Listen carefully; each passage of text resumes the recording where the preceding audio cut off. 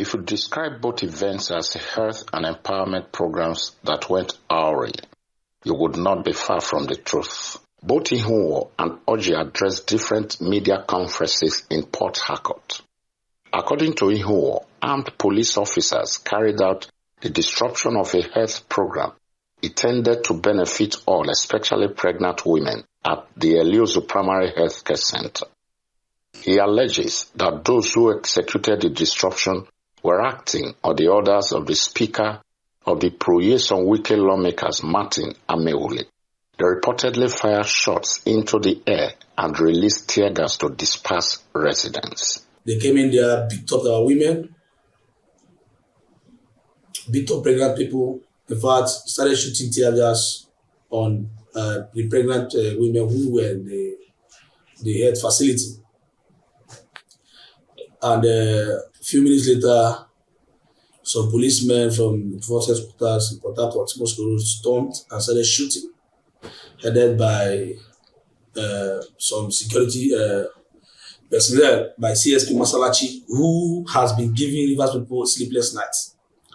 And want to use medium to call on the Inspector General of Police that we are aware, that he's aware of what Rivers people are passing through, and that he has taken side, and that our local government will not be laid under siege by police authority. And we want to use this medium to call on Mr. President that the lives of the Inspector General of Police and the Commissioner of Police in Rivers State are tarnishing the image of his government.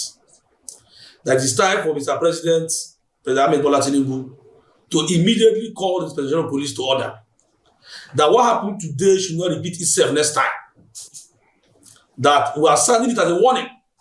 Our people will not take it for granted again. Just like Ihuo, the Ikwere CTC chairman, Dr. Darlington Noji, has accused his predecessor, Dr. Samuel Wanusike, of allegedly being the brain behind the attacks on residents of Omanelu Ward 5 and Apani Ward 6, who were on hand to receive the federal government palliative being distributed by his leadership in the council.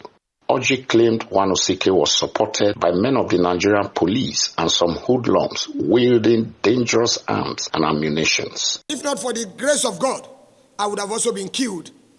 I have said over time that politics is not a do or die affairs. If you say you are popular, you present yourself to the people. These are the supporters. It is not because we are afraid. We are warriors in our rights. We can defend our territory. But because we have chosen not to share the blood of any person, because of the peaceful disposition of the governor, His Excellency Amo Pusinebo, the governor of Rivers State, otherwise, we would have taken the war to them.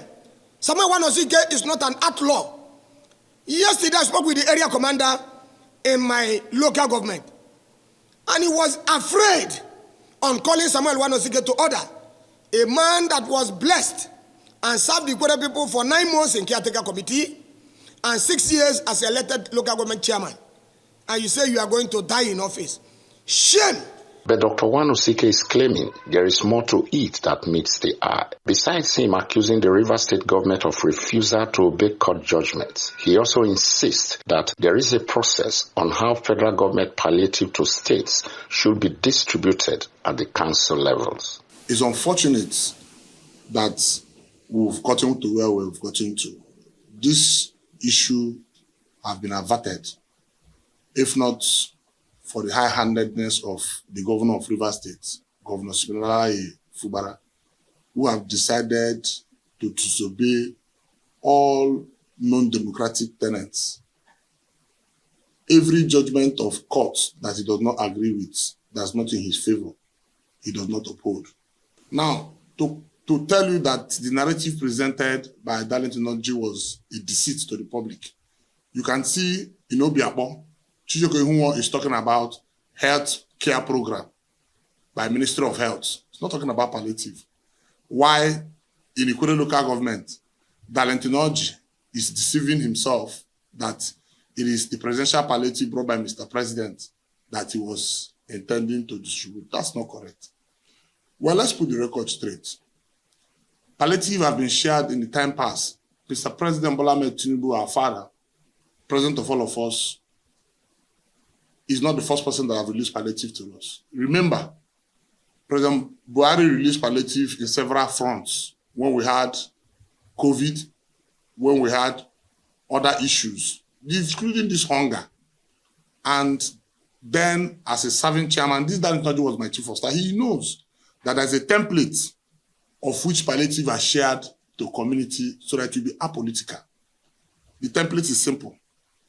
You must have a committee of CDC chairmen of all the wards. You must have representatives of women group. You must have representatives of faith-based organization. You must have traditional rulers representative. You must have security agents representative. You will gather them in a center.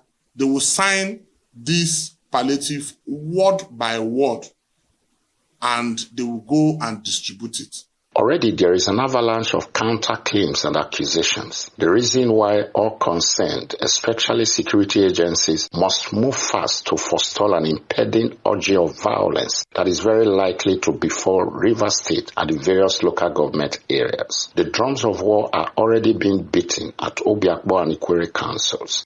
Both CTC chairmen have vowed to resist any further attack on any government-organized program in their councils in future should President Tinubu and the IGP of police fail to rein in the policemen allegedly instigated by some politicians and thugs in their respective councils. Meanwhile, the CTC chairman of Port Harcourt City Council, Ezebunwo Ichemati, whose council palliative distribution is scheduled for July 31st this year, has threatened to resist anyone or group who attempt to disrupt the event. In Port Harcourt, is Andy Omano, Arise News.